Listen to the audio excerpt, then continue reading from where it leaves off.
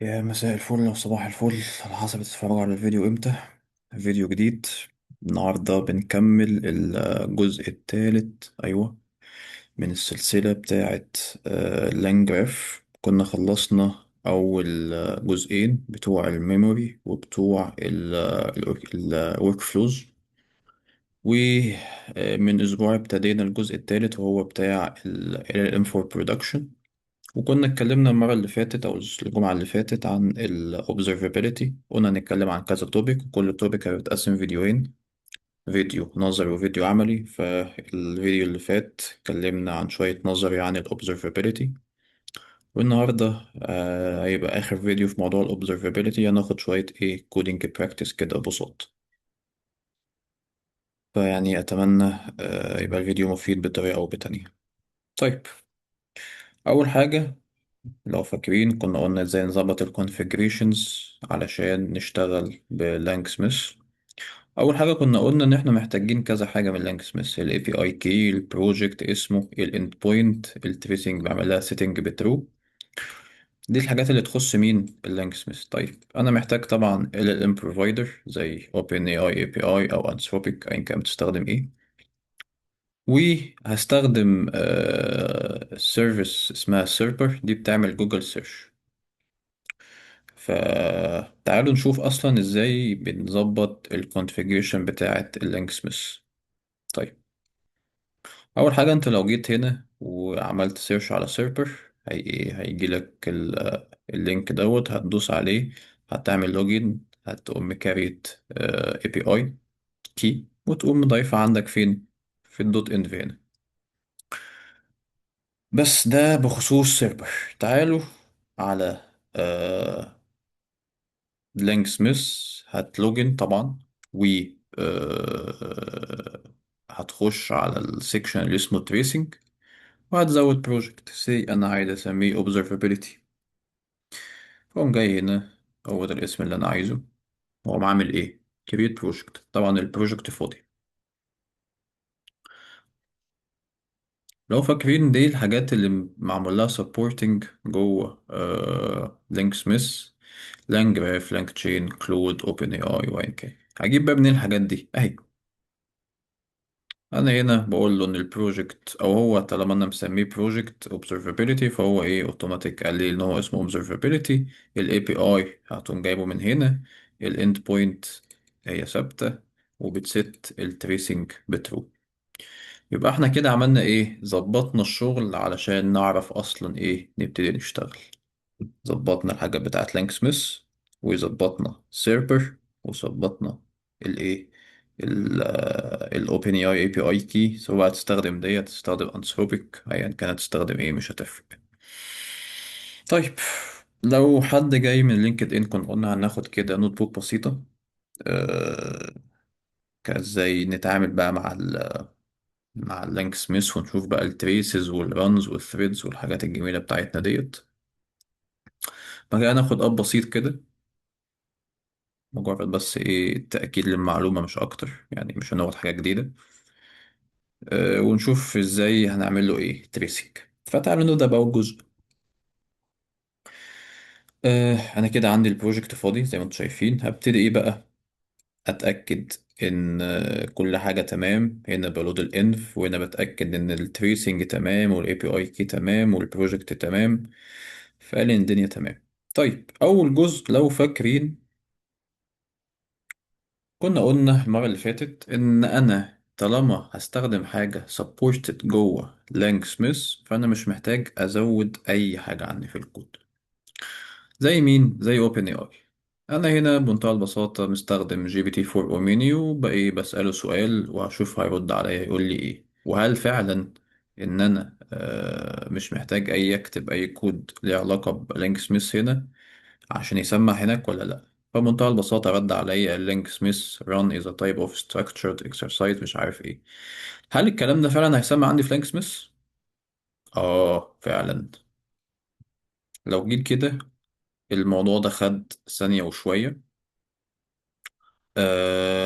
ممكن برضو حاجات، ممكن في كذا حاجة ممكن نعرفها. مش مشكلة، صورتي دلوقتي خليها فوق. قال لك ده الوقت اللي اتعمل فيه، قال لك ان الليتنسي ثانية وشوية، والتوكنز 70، ودي الكوست بتاعتي. مفيش بقى تاجز والكلام دوت، لسه هنشوفه بعدين، كله ده فاضي دلوقتي. فلو جيت فتحته هيجيلك بمنتهى البساطة، ادي الانبوت وادي الاوتبوت بس. يبقى انا كده فعلا من غير ما اعمل اي configuration عندي للانج سميث، طالما الحاجة اللي بستخدمها supported جوه لينك سميث، خلاص استخدمها عادي جدا. تمام. ماشي، تعالوا نكمل. تاني حاجة، لو أنا عندي فانكشن عادية وعايز أعمل لها تريسنج، بس كنا لو فاكرين المرة اللي فاتت قلنا بستخدم الديكوريتور اللي اسمه ايه تريسبل، وبديله حاجتين. أول حاجة الران تايب ايه، كان عندي كذا ران تايب، في ال ال ام، في تول، في تشين، احنا هنركز على الاتنين دولت. فبقوله ان دي هتبقى طول عندي في السيستم بتاعي، وهتبقى اسمها ايه لما اجي اشوف التريسنج بتاعي، هيبقى اسمها دوك كيورد سيرش. حلو. طب الفانكشن دي بتعمل ايه بمنتهى البساطة؟ دي تقدروا يعني تعتبروها زي اللي هو بتسرش في الفيكتور داتابيس بتاعتك وبتريتريف الدوكيومنتس، بس بشكل تاني. بتفتح الدوكيمنت بتاعك اللي هو اسمه هنا ال production guide، وبتقسم الدنيا عندك لباراجرافز، وبتفلتر الكيوردز بتاعتك اللي جاية من الكويري، ان اللي عايز الكلمات اللي اكتر من 3 حروف دي اللي تجيبها، وتقوم متسريش في الكيوردز ديت عندك في الباراجراف، وتشوف الباراجرافز اللي فيه اكتر عدد كلمات من الكلمات اللي انت عملت لها فلتر، وتقوم عامل لها ايه ريتريفنج للباراجرافز ديت بمنتهى البساطة. أه فالتول ديت او الفانكشن ديت هعمل لها تريسنج بالمنظر ده، ان هي تبقى من ران تول، حتى هتشوف ان هو هيتعرف عليها ويحطها اللوجو بتاعت التولز، وهيبقى اسمها دوك كيورد سيرش. فتعالوا نرن الكلام دوت تاني. نوع من التريسبل دوت اللي هو التشين، احنا قلنا في كذا نوع، قلنا هنركز على التول والتشين.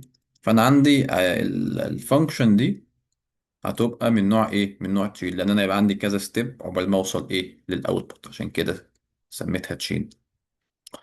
وهيبقى اسمها ايه، هي اسمها دوك كيو ان اي بايبلاين. طب دي بتعمل ايه؟ دي بمنتهى البساطة بتسرش وبتجيب لي السكشنز من التول او من الفانكشن اللي اسمها سيرش دوكيومنتس اللي هي اللي فوق ديت، وبتظبطه عشان يبقى as a context، وبعد كده بظبط البرومبت بتاعي، معاك الكونتكست، معاك الكويستشن، معاك وبقول له ايه answer concisely، وبعد كده بريتيرن الاوتبوت. طيب، حلو قوي. وتعالوا نغني الكلام ده. ماشي، رجع لي الاوتبوت، بس زي ما احنا عارفين انا مش مجرد عايز اشوف الانبوت والاوتبوت، لا انا عايز اشوف ايه اللي حصل في النص. فلو جينا هنا، اه دي الدوك كيو ان اي، لو زي ما احنا ظبطناها اهي، دوك كيو ان اي، بمنتهى البساطة الانبوت والاوتبوت، وقال لي ان الليتنسي خدت وقت الفلاني، والتوكنز 131، والكوست كام، معرفش الرقم ده كام الصراحة بالدولار. المهم، لو فتحناها فعلا، ادي الدوك كيو ان اي، اول حاجة كان المفروض يعملها يريتريف الدوكيومنتس بتاعتي وبعد كده يرد. فلو فتحنا ديت، ده ايه الانبوت بتاعي، هو السؤال what are the main LLM security threads. بعد كده الاوتبوت ايه التلاتة chunks، ادي الاولى، ادي التانية، ادي التالتة. بعد كده ده الرد النهائي. طب ايه الانبوت، الكونتكست بتاع اللي انا لسه جايبه من ايه، من التوك كيورد سيرش. والاوتبوت هو الاجابة اللي رد عليها بيزد على الكونتكست بتاعي. لو شايفين هنا حتى بيقسم لك الوقت، انت التوتال تايم اللي خده الدوك كيو ان اي بايب لاين عشان يعمل له راننج، او ثانية و40، ثانية ونص تقريبا. الدوك كيورد سيرش ما خدتش وقت تقريبا، وكل وقت راح لمين، للاوبن اي اي. فانا كده عملت تريسنج للسيستم بتاع اللي اسمه ايه ديوك كيو ان اي بايب لاين. وبرضو الحاجات ديت عملت لها اللي هو الديكوريتور اللي اسمه تريسبل، علشان لو الحاجة مش معمول لها سبورتنج جوه السيستم بتاعي او جوه لانج تشين اقدر اعمل لها تريسنج بمنتهى البساطة. ولو واخدين، انا هنا عارف من ان انا قلت له التريسبل والتايب تولز، فهو عارف ان هي دي تول وحط العلامة بتاعت المفك دي حتى، او الاسم بتاعها تول. فديت داني جزء معانا ان انا ازاي اتريس حاجة مش سبورتد جوه لينك سميث. طيب. تالت جزء ان انا هعمل ايه؟ فاكرين الحاجات اللي كانت بتعمل enrichment للاكسبيرينس بتاعتي جوه لينك سميث؟ كنا اتكلمنا عنها المرة اللي فاتت. كنا اتكلمنا عن التاجز والميتا داتا، وقلنا ايه التاجز والميتا داتا الفيديو اللي فات. فهنشتغل بيه في الجزء دوت او السيل ديت. طب علشان ابتدي اتحكم في التريس بتاعي وابتدي ازود الميتا داتا وازود التاجز بتاعتي، لازم اتحكم جوه الران بيحصل فيه ايه. فعشان اعمل كده وبمنتهى البساطة هإمبورت من لانج سميث get current run tree. فالجيت current run tree دي كل اللي بتعمله ان هي بتديك ايه access للcurrent run او spam اللي بتعمل له running دلوقتي اللي هو دوت. فعندي الفانكشن اللي اسمها support QA هعمل لها tracing، وهي طبعا مش معمول لها support، فبالتالي محتاج ازود التريسنج او الديكوريتور اللي اسمه traceable، هيبقى من نوع تشين. اه ماشي. هيبقى من نوع تشين، والاسم اللي هشوفه في لانج سميث اسمه support query. فبنده على الجيت كارنت ران تري، بقت عندي الرن. لو الرن تمام مفيش مشاكل، زود لي الميتا داتا ديت سيشن اليوزر اي دي والسيشن اي دي والفيتشر والانف. حتى فاكر السيشن اي دي كانت بتفيدني في ايه؟ بالظبط. كنت لو انا عايز اعمل ثريد بالسيشن اي دي، علشان لو انا كنت بعمل conversation دلوقتي وعايز اكملها كمان ساعة ساعتين تلاتة يوم يومين، يبقى انا محافظ على الكونتكست بتاعه وهيفتكر الحاجات القديمة بتاعتي. يبقى انا كده ضفت ايه؟ ضفت الميتا داتا. طب عايز اضيف تاجز بمنتهى البساطة، بضيف التاجز، بقول له هنا التاجز بتاعتك هتبقى ده انا بشتغل برودكشن، الفيتشر اسمها سبورت بوت، هنا بستخدم هنا مين؟ اوبن اي اي، والميتا داتا اليوزر اي دي والسيشن اي دي، ودي الفيتشر بتاعتي، والانف بتاعتي ايه؟ برودكشن او ديفلوبمنت ايا كان. وعندي هنا الليست الكويريز ديت باليوزرز المختلفين دولت، كل واحد يوزر اي دي سيشن اي دي. ايه السؤال بتاعك؟ تعالوا نرن الكلام الجميل دوت ونرن الكويريز ديت.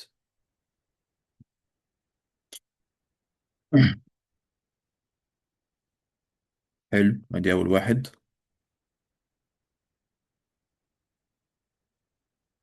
التاني.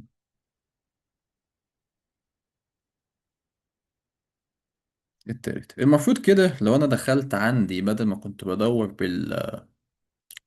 في التريسز، ومفروض لو دورت في الثريدز هلاقي حاجة.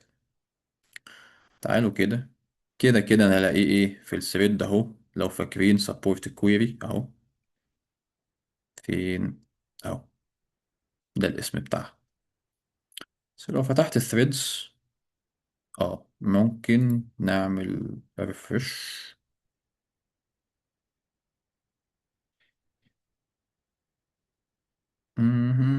لسه. طب ما سمعتش ليه؟ هي بتاخد وقت. اه اهو. مثلا اهو دي اول واحدة عندنا اللي هي مين؟ سيشن 1 اللي هي كانت باليوزر اللي اسمها بريا ديت اهو. واو هما بتتأخر شوية، انا اتخضيت. فبيقول لك هنا الثريد اي دي ايه ومش عارف اللي اتكريت امتى. فمثلا نفتح سيشن 1 ديت. بمنتهى البساطة هو ده السيستم بتاعي، السبورت كويري، ده الانبوت، ده السؤال، وده السيشن اي دي واليوزر اي دي، وده ايه؟ وده الاوتبوت بتاعي ال LLM اللي رد بيه. عندي بقى التاجز بتاعتي والميتا داتا، ان الانف بتاعتي برودكشن، الفيتشر كاستمر سبورت، سيشن اي دي واحد، اليوزر اي دي برايا، وشوية حاجات كده ليها علاقة ايه بالسيستم بتاعي. برضو هنا بيقولك ان الوقت تقريبا خد 8 ثواني، والتوكن 566، وده الكوست. تمام. ماشي. اتمنى دي تبقى واضحة. أه.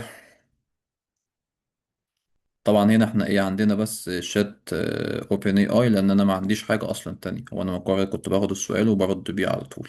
فما عنديش ايه كذا تشين يعني، او عندي كذا بارت في السيستم. هنا بس كان مجرد ايه بوريكم ازاي ب... بزود الميتا داتا وبزود التاكس وبعمل ثريدنج ازاي. طيب طبعا لو فتحنا برضو هنا التريسز، هلاقي نفس الكلام: support query support query support query، اللي هما التلاتة بتوعي. ماشي. تعالوا بقى ناخد ايه سيمبل فاج كده بسيط. طبعا هيمبورت الحاجات اللي انا محتاجها. محتاج التكست لودر عشان الود الدوك بتاعي. محتاج حاجة تعمل لي سبليتنج، فهستخدم الريكيرسيف كاركتر تكست سبليتر. محتاج فيكتور ستور، فهستخدم فايرس من فيسبوك، طبعا مشهور طبعا في التوتوريالز هو وكروما. هستخدم OpenAI embeddings عشان اعمل الامبيدنجز بتاعتي. طيب عملنا لها رن. انا متعود على طول تبقى الحاجه معمول لها رن، وانا ايه بوريكم بس ايه ده جه ازاي او ده عمل ايه. فان انا رن طبعا لازم ارن على طول، علشان ايه اوريكم ده سمع ازاي فين في لانج سميث.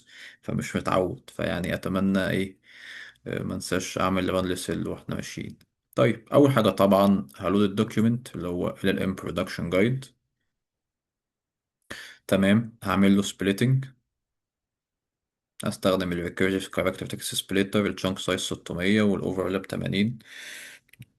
وهنا قال ان انت عندك 27 chunk. هعمل بقى ال embeddings بتاعتي. هستخدم زي ما قلنا text embedding 3 small. وبعد كده هخزن الكلام ده في الفايلز عندي. قال لي الفايلز index ready. حلو أوي. تعالوا بقى نشتغل ايه التريسنج بتاعتي بمنتهى البساطة. هتبقى استخدم طبعا الديكوريتور اللي اسمه traceable من نوع تشين، لان انا عندي كذا ستيب بقى عندي هنا. عندي الأول هرتريف الدوكيومنتس، بعد كده هعمل الكونتكست، بعد كده هباصي الكلام دوت علشان ال LM علشان يديني الفاينل اوتبوت. وهيبقى الاسم اللي هتشوفه في لانج سميث برودكشن جايد ريدي. ايه اللي بيحصل؟ بجيب الدوكس من الريتريفر، بعد كده بظبط الكلام عشان يبقى كونتكست لل LM. بعد كده بظبط البرومبت، بقول له معاك الكونتكست ومعاك الكويشن، ابتدي ايه بص إيه جاوب على الكلام دوت. برن الكلام ده وبشوف. طبعا هنا بزود ايه اليوزر اي دي وعدد التشونكس، يعني ممكن العب براحتي على حسب الابليكيشن بتاعي محتاج ايه او السيستم بتاعي محتاج ايه. تعالوا نرن. تمام. كده انا جاهز ايه اباصي السؤال والايه واليوزر اي دي. ماشي. ادي الاول وادي التاني. لو جينا هنا دورنا بمين بالبرودكشن جايد راج، اهو ادي السؤالين. تعالوا نفتح واحد منهم. مثلا اهو ده السيستم بتاعي اللي اسمه برودكشن جايد راك. اول حاجه عملها راح دور في الفيكتور ستور بتاعي على الدوكس اللي ريليتد بالكويشن بتاعي. فتقريبا خدت نص ثانيه خلصت الكلام ده. رحت على ال LLM بتاعي، خد ثانية وعشر ثواني تقريبا. التوتال بتاع الاتنين دول هو التوتال تايم اللي خده، اللي هو ثانية ونص. فتعالوا هنا الفيكتور ستور. شايفين انا بعمل observing، بشوف ايه اللي حصل في السيستم بتاعي علشان اعرف ايه اللي حصل من اول ما استلمت الانبوت لغاية ما خدت الاوتبوت بتاعي. ففي الفيكتور ستور طبعا استلم السؤال. الاوتبوت بتاعه ايه؟ عمل ريتريفنج للدوكس بتاعتي واحد اتنين تلاتة. ده الاي دي بتاعها والبيتش كونتنت ال برودكشن سيكوريتي معرفش ايه، والتايب دوكيومنتس والميتا داتا هو الاسم بتاع الايه الفولدر بتاعي، اسف بتاع التكست فايل بتاعي. نفس الكلام للتشونك التانية. نفس الكلام للترانك التالتة. بعد كده الكلام ده اتباصى as a context اهو، الترانك الأولى والترانك التانية. وبعد كده ايه اللي حصل؟ رد بالاوتبوت اللي انا شفته من شوية. تمام. تمام. طبعا اللي قلناه هنا هو اللي هيتقال هنا، فايه عشان ما نطولش وقت الفيديو. حلو قوي الكلام ده. تعالوا ناخد ايه سيمبل راك كده بسيط، نشوف الكلام برضه بنظبطه ازاي. أه...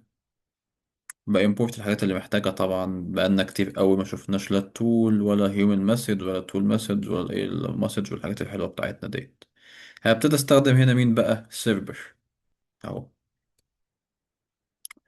الايجنت بتاعي بمنتهى البساطة بيستلم الانبوت من اليوزر. معاه اتنين تولز، التول بتاعت السيرش بتاعت الدوكيومنتس اللي انا لسه عاملها من شوية، ومعايا سيرفر از جوجل سيرش تول. وهبتدي الايجنت هيشوف المفروض يستخدم انهي تول من الاتنين دولت، او ممكن يستخدم الاتنين عادي جدا. وفي الاخر هيبصيلي الفاينل اوتبوت. طيب بظبط التولز بتاعتي. معايا السيرش لوكال دوكس اللي احنا كنا لسه عاملينها من شوية بتاعت الفيكتور ستور. بعمل السيميلاريتي وبعد كده بظبط التشانكس وبرجع مين؟ الريسبونس بتاعي. تاني حاجة الجوجل سيرش ما فيهاش حاجة، أنا برن السيرفر اللي أنا لسه عامله سيت اب من شوية، وببتدي أرجع إيه الريزلت بتاعي.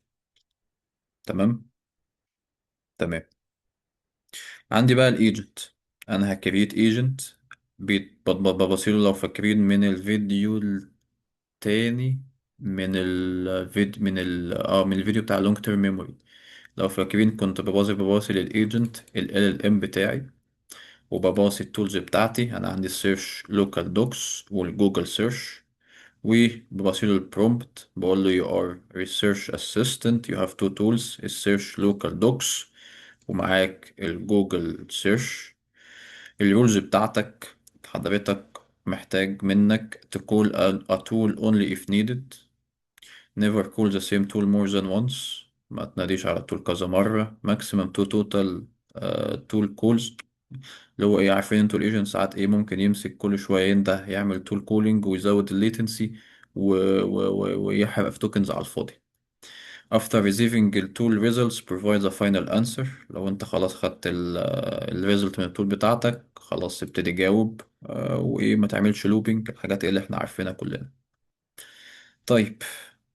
أه بظبط بقى، بعمل فانكشن ان انا run الايجنت هيستلم السؤال. هيبتدي معايا الكويشن هو اللي هو يبقى human message. هنا بقول له ايه، بحط له ليميت برضو علشان ما يبتديش ايه يقعد يحرق في كل شوية يندع على طول الأولى، بعد كده يندع على طول التانية، بعد كده مش عارف يعمل ايه ويرجع يعيد الكلام ده تاني. فبحط له ليميتيشن علشان ما يقعدش كل شوية يعمل لوبينج على الفاضي. وهنا مجرد ايه بشوف ايه التولز اللي استخدمها. بجيب الاسماء بتاعه وبعمل لها ابند جوه الليست اللي اسمها تول يوزد. بمنتهى البساطة هنا بجيب المسجز بتاعتي وبتشيك هل المسج ديت هي من نوع تول يوز. لو تمام اعمل لي ابند للاسم بتاعها. هنا بعد ما خلصت هعمل ريفرسنج للاوردر بتاع المسجز بتاعتي.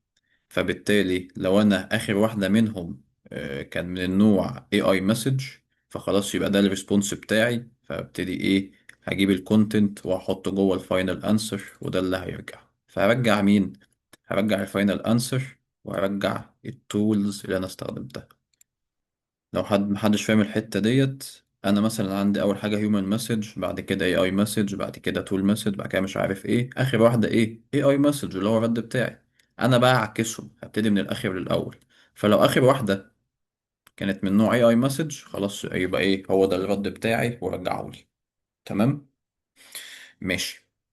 عندي الكويريز بتاعتي، كل واحدة ايه بقول له انت السؤال بتاعك ده والمفروض تستخدم التول الفلانية.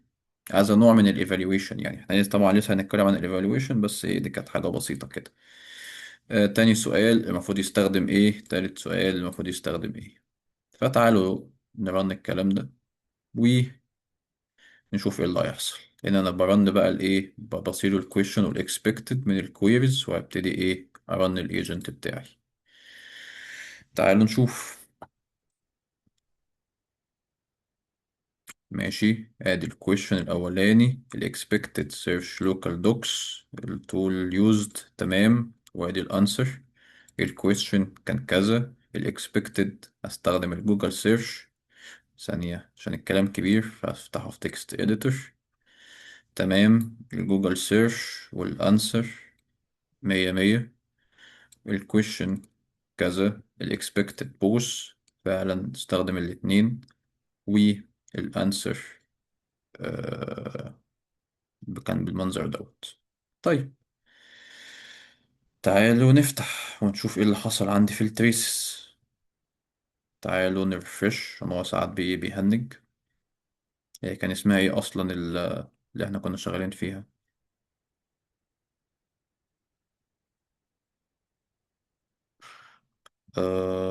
تعالوا نطلع.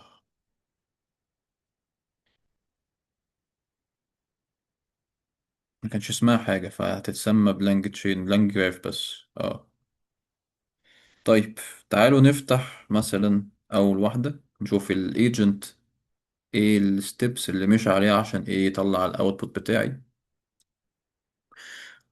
فأنا عندي هنا أول حاجة، مين استلمت الانبوت من اليوزر، بقول له what are LLM prompt injection attacks and how we defend against them. بعد كده شاف ان هو المفروض ايه يعمل، ايه يستخدم tools. طب ثانية نكبر الكلام ده شوية.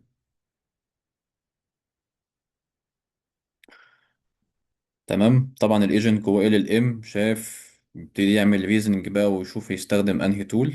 فشاف ان هو المفروض يستخدم مين، السيرش لوكال دوكس. فمن التولز استخدم السيرش لوكال دوكس. هرجع التشانك الاولانية التانية التالتة، طبعا هو بيستلم ايه الكويري بتاعتي. وبعد كده هباص الكلام ده للموديل بتاعي. الانبوت بتاعي هيبقى الكونتكست اللي انا مظبطه. لو جينا هنا مثلا، آه، ده السيستم برومبت اللي انا كنت مظبطه. لو فاكرين you are research assistant you have two tools، ده وده. ودي الرولز بتاعتي. واليوزر سأل السؤال اللي هو what are the LLM prompt injection attacks and how we define them. بعد كده شاف ان انا لازم استخدم التول اللي اسمها search local docs. وبالحاجات اللي رجعت لي من التول ديت اللي هي تشانك 1 وتشانك 2 وتشانك 3، رجع لي مين، رجع لي الاوتبوت بتاعي. تمام. طبعا هنا ايه برضو زي ما اتكلمنا بيقول لك كل حاجة خدت وقت قد ايه بالظبط.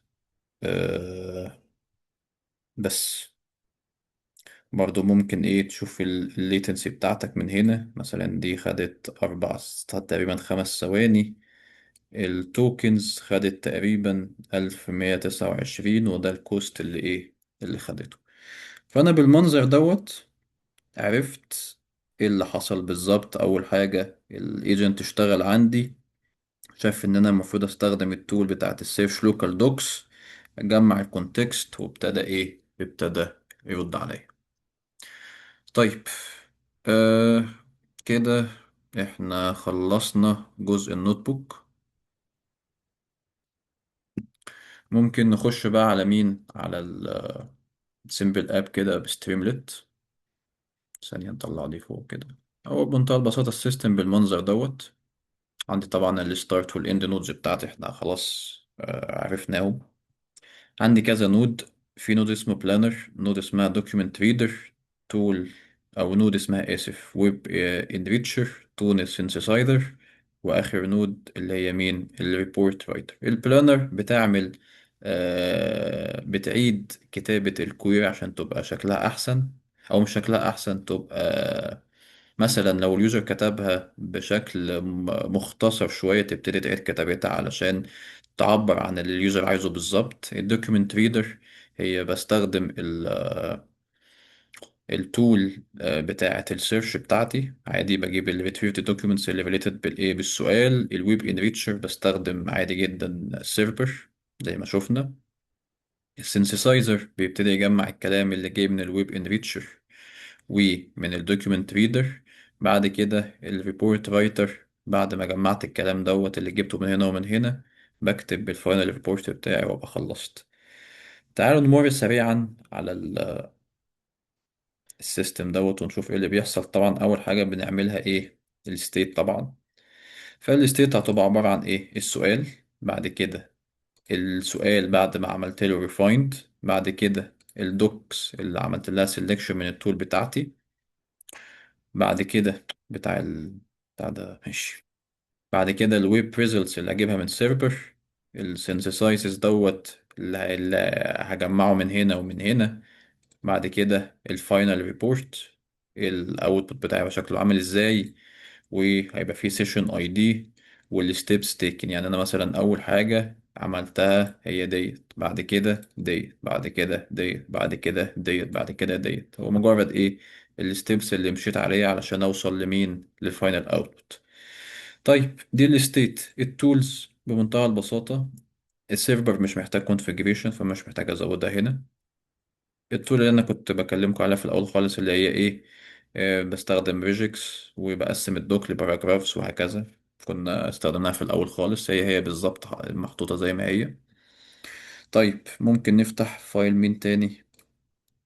النودز طبعا، كل واحد نشوف بتعمل ايه. طبعا بإمبورت الحاجات اللي انا محتاجها، وبظبط ال LLM. مثلا هنا بستخدم، كان اصلا في النوت بوك ديت كان الراجل مستخدم جروك ومستخدم جيميناي، وكان مغير كذا حاجة كده، فأنا قعدت أغيرها عشان أنا إيه معيش كريدتس لا الجيميناي ولا كان تقريبا مستخدم أنثروبيك أو جوجل، فمش عايزين يتوه الدنيا، فأنا استخدمت إيه؟ شات، استخدمت اوبن اي اي. فللتاسكات اللي في الأول استخدمت جي بي تي 5.4 ميني، وللآخر اللي هي الفاينل اللي هو الرايتر استخدمت موديل أقوى شوية اللي هو جي بي تي 5.4. فأنا كده ظبطت ال LLM بتاعي. هبتدي أظبط النودز. البلانر هي بتعمل إيه؟ بتريرايت اليوزر كويشن عشان الكلاريتي والبريسيجن. فبقول له ايه you are research question refiner refine الكويشن بتاعك، وهينفوك الكلام ده وهرجع الكلام دوت، وهبتدي ازود مين؟ هجيب الستيبس تيكن، فاكرين اللي هي كانت هنا؟ بشوف انا ايه الستيبس اللي مشيت عليها، فبقول له هاتها. لو لقيتها فاضية زود لي مين بقى؟ زود لي البلانر. تبقى دي اول حاجة انا مشيت عليها او اول نود عديت عليها علشان ايه؟ ابتدي امشي السيكونس بتاعي واوصل للاوتبوت. الدوكيومنت ريدر بستخدم الدوكيومنت علشان اجيب الدوكس بتاعتي. بمنتهى البساطة انا استخدمتها هنا اهو، وقمت ايه رجعت السكشنز، وهكتب في الستيت بتاعتي الدوك سيكشن هي السكشنز. وهنا برضو نسيت اقول لكم الريفايند كويشن هكتب مين اللي هيرجع لي من الريسبونس. كونتنت هكتبه فين؟ في الريفايند كويشن اللي هي في الستيت هنا. تمام.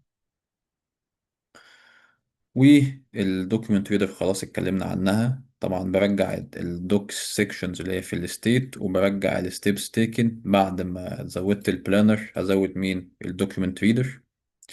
بعد كده الويب انريتشر بستخدم السيرفر، وبرجع الاوتبوت فين؟ في ويب ريزلتس، وبزوده عندي في الستيبس تيكن. يبقى انا كده كتبت في الستيت ويب ريزلتس هنا، وكتبت في الستيب تيكن ان انا بعد ما خلصت البلانر وخلصت الدوكس هبتدي اكتب مين؟ ان انا زودت الويب انريتشر. بعد كده السينثسايزر، طبعا كل دولت بيستلموا الايجنت وبيرجعوا الديكشنري على حسب انا هرجع ايه. هنا بقول له انت معاك ايه؟ معاك معاك الحاجة القديمة بتاعتك اللي اشتغلت عليها. ابتدي ايه؟ جمع لي الكلام دوت. بقول له ايه you are a research synthesizer given a knowledge from a document and from the web. Combine both into a clear structured analysis. site source where possible use markdown formatting. ابتدي اظبط بقى ايه علشان يكتب لي الفاينل ريبورت. وبقول له معاك السؤال ومعاك الدوك كونتكست اهو من الدوك سيلكشن، من الدوك سيكشنز اللي انا جبتها فوق خالص، ومعاك الايه الويب ريزلتس اللي انت جبته من سيرفر. وهرجع السينثسايزز دوت كونتنت، هحطها عندي في الستيت في السينثسايزز هنا. فين السينثسايزز؟ هنا اهو. و آه، هزود في الستيب تيك ان انا عديت على مين، على السينثسايزر. اخر حاجة خالص الفاينل او الريبورت رايتر. هنا ايه، بستخدم الرايتر، لو فاكرين بقى استخدم مين هنا، اللي هو جي بي تي 5.4. فين هنا اهو. بقول له you are a technical report writer format the given analysis into a clean well structured report مش عارف ايه. وببتدي اعمل اجيب الاوتبوت بتاعي report.content. وبعد كده بقول ان الفاينل ستيت بتاعتي هو الستيت synthesizes. تمام. وهرجع بقى الكلام ده في الستيت بتاعتي، فبقول له ان الفاينل ريبورت هو الفاينل اللي انا لسه ايه مظبطه هنا. طبعا هنا في الانفوكيشن بتاع الكلام ده انا بديله ايه، مش بديله بقى الحاجات اللي جت من الويب والدوك ريتريفد، لا هو كل ده اساسا موجود فين، موجود في السينثسايزز اللي هي الستيب اللي قبل كده. فانا مش محتاج طبعا ابصيله الكلام ده كله، هو ايه كله موجود هنا. فبعد ما عملت انفوكيشن للكلام دوت احط الكلام ده في الفاينل. والفاينل دوت هو هيبقى عندي في الستيت آه فين هنا اهو. فيبقى انا كده خلصت فين، خلصت الفاينل ريبورت. تمام. آه بس كده دي كانت طبعا ديت في حالة لو انا ايه حصل فيلير في اي ستيب من الستيبس ديت، برجع تاني للسينثسايز. بس هو في الاغلب مش هيحصل حاجة. فبرجع طبعا زي ما قلنا الفاينل ريبورت هو الفاينل، وبزود ان انا عديت على الريبورت رايتر. أه بس كده، دي كده النودز. عدينا على النودز والستيت والتولز، فاضل الجراف ده أسهل بارت فيهم. هيمبورت كل النودز بتاعتي وهيمبورت الستيت. هينيشاليز الجراف بتاعي، هبتدي أقاد النودز. البلانر هو البلانر، الدوكيمنت ريدر هو الدوكيمنت ريدر، الويب انريتشر هو الوين انريتشر، وهكذا. بعد كده هبتدي ايه، امشي in a sequential way من الستارت للبلانر، من البلانر للدوكيمنت ريدر، من الويب انريتشر للسينثسايزر، من السينثسايزر للريبورت، من الريبورت للاند، وايه هكمبايل ويبقى معايا ايه الجراف بتاعي. ومن الحاجات اللي زودتها برضو هنا موضوع ان انا ايه اعمل فيجواليزيشن للجراف بتاعي زي ما وريتكم، هيبقى بالمنظر دوت. بس كده. وعامل اب كده بسيط مستخدم ستريمليت هنرن الكلام دوت، بس طبعا ستريمليت مش قصتنا دلوقتي. فتعالوا نرن الكلام ده ونشوف ايه اللي هيحصل. هقول له ستريم ليت رن اب دوت بي واي.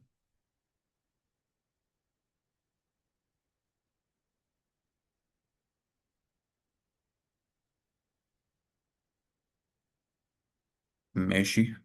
وراح فين؟ ماشي اهو. هو بس بياخد وقت في الأول.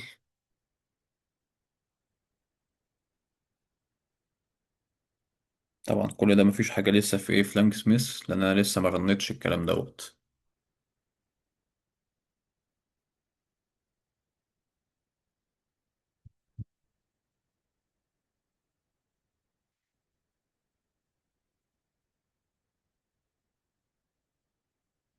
صوت حقل، صوت ايه، صرصور الحقل. كل مرة بقولها غلط. الحمد لله دي أول مرة أقولها من أول مرة صح. ماشي.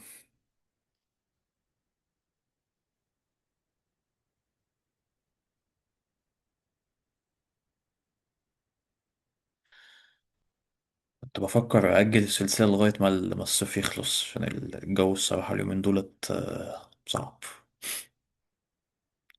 ماشي الحمد لله أهو. أه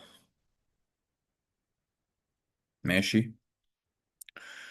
أه كان مكتوب هنا examples، ممكن ناخد دوت مثلا ونعمل له paste ونرن نشوف ايه اللي هيحصل.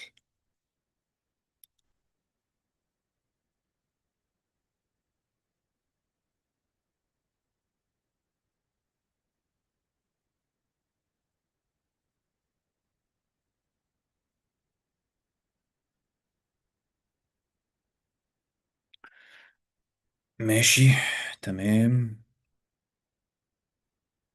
تمام لو دوسنا هنا مثلا، ماشي هو مش محتاجين احنا كده كده ايه، هنفتح لانج سميث ونشوف.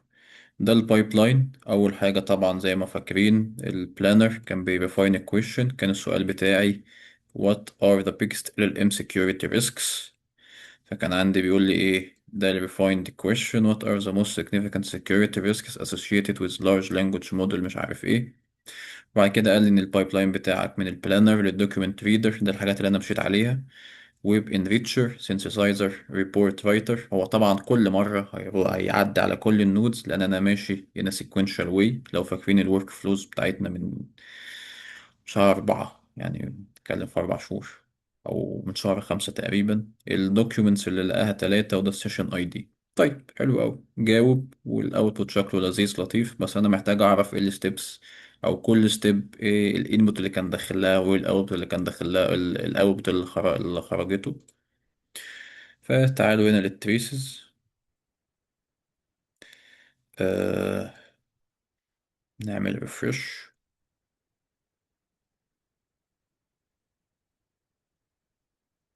ايوه هو ده. لو قبل ما نفتح الكلام دوت تعالوا نشوف كده اوفر فيو عن السيستم. قال لك ان الليتنسي هو خد وقت فعلا 20 ثانية. التوكنز 4085، ودي التكلفة بتاعت الران ديت. تعالوا نشوف ايه اللي حصل. اه ادي اللانجراف بتاعي، ده السيستم. اول حاجة طبعا عدى عليها مين؟ البلانر. ده الستيت بتاعتي. فالسؤال طبعا في البلانر هو مستلم مين what are the biggest LLM security risks. لا في refined question ولا في synthesize ولا في appraisals ولا في doc selection ولا في أي حاجة. الاوتبوت هو مين ال refined question what are the most significant security risks associated مش عارف ايه، ده اللي احنا اللي كنا لسه شايفينه من شوية. وطبعا هنا الستبس مين زود مين البلانر. تمام طيب خلاص عرفنا الكلام ده. بعد كده كان بيعدي على مين؟ على الدوك ريدر، صح؟ هو هنا بس ايه بيبقى شكلها ألطف شوية. اهو ده ال refined equation. تمام طيب بعد كده لو فاكرين من الجراف، يعني تعالوا نفتح الصورة. بعد البلانر عمل المفروض يعمل ايه retrieving للدوكيومنت، وده اللي حصل اهو. document reader هو مين بقى؟ جاب ادي الشونك. تعالوا نشوف الانبوت الاول. الانبوت هو ال refined question what are the most significant security risks مش عارف ايه السؤال اللي احنا ايه اللي اتعمل له refinement. والاوتبوت هو التلاتة chunks دولت فعلا. وبعد كده قال لي ان انت كانت اول حاجة البلانر، وتاني حاجة مين؟ الدوكيومنت ريدر.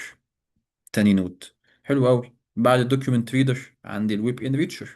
فعلا هو مشي بالسيكونس اللي انا قلت له عليه، وكل ستيب بيدخل لها انبوت انا عارف ايه الانبوت، وبيدخل الاوت وبيخرج الاوتبوت اللي انا متوقع ان هو يعمل له اوتبوت بالمنظر دوت. آه، الويب انريتشر السؤال هو what are the most significant security risks associated مش عارف ايه. والاوتبوت ده اللي رجع من الايه التول بتاعتي اللي هي بتاعت سيرفر جوجل سيرش. يبقى انا كده خلصت البلانر، خلصت الدوكيومنت ريدر، خلصت الويب انريتشر. فاضل مين؟ السينثسايزر. نخش على السينثسايزر، داخله طبعا ايه كل الكلام اللي انا لسه ايه كنا بنتكلم عليه، اللي جاي من الدوكيومنت ريدر واللي جاي من الويب انريتشر اهو. انا معايا الحاجات اللي من الدوك سيكشن ومعايا الحاجات اللي من الويب ريزلتس. ويبقى الاوتبوت مين؟ ان هو جمع الكلام ده كله مع بعض. ممكن تشوفها بشكل ألطف شوية هنا. ده الانبوت، معاك السؤال ومعاك الدوكس ومعاك الحاجات اللي جبناها من سيرفر. والاوتبوت ان هو جمع الاتنين ايه مع بعض. تمام. اخر حاجة الريبورت رايتر، ده شكل الاوتبوت. وقال لك ان انت عديت على البلانر، بعد كده الدوكيومنت ريدر، بعد كده الويب انريتشر، بعد كده السينثسايزر، واخر واحد مين؟ الريبورت رايتر. ده ستيب رقم 5. وده شكل الاوتبوت بتاعك. وطبعا الانبوت ايه احنا ممكن نشوفه من الستيت عادي جدا، اللي هو كان مين؟ السينثسايزر. عايزين نشوف بشكل الطف شويه. هنيجي هنا. ده شكل ايه الاوتبوت بتاعي. the top LLM security risks are prompt injection مش عارف ايه، هو بالظبط اللي كان هنا اهو. the top LLM security risks are prompt injection ونكمل وهكذا. طبعا ايه ده التوتال تايم؟ قال لك البلانر خد وقت كذا، الدوكيومنت ريدر خد وقت كذا، الويب انريتشر خد وقت كذا، السينثسايزر خد وقت كذا، الريبورت رايتر خد وقت كذا. وفي الاخر لو جمعتهم يطلع لك ايه؟ 20 ثانية وشوية. بس كده. فانت كده عملت تريسنج للسيستم بتاعك من اول ما استلم الكويري لغاية مرجع الاوتبوت بتاعك.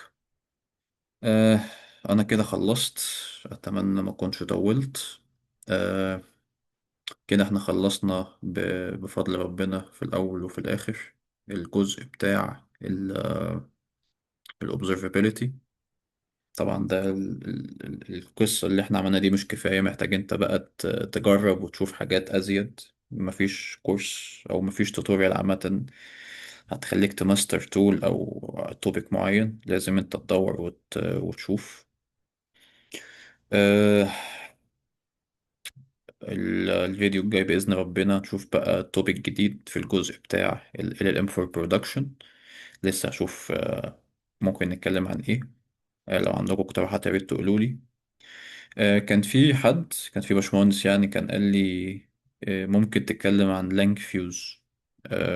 لو حابين ممكن تقولوا لي، لو لقيت ان في ناس كتير عايزة نشوف لانج فيوز ايه الفرق بينها وبين لانج سميث، او ايه اللي بتزوده، او ايه الفيتشرز بتاعتها. ممكن تقولوا لي او تكتبوا لي في الكومنتس. بس يعني اتمنى يكون الفيديو مفيد بطريقة او باخرى. أتمنى إن أنا ما أكونش ممل، وإن أنا عرفت أوصل يعني على قد ما أقدر المعلومة. و آه، بس كده. أشوفكم على خير الأسبوع الجاي إن شاء الله لو ربنا أراد. سلام.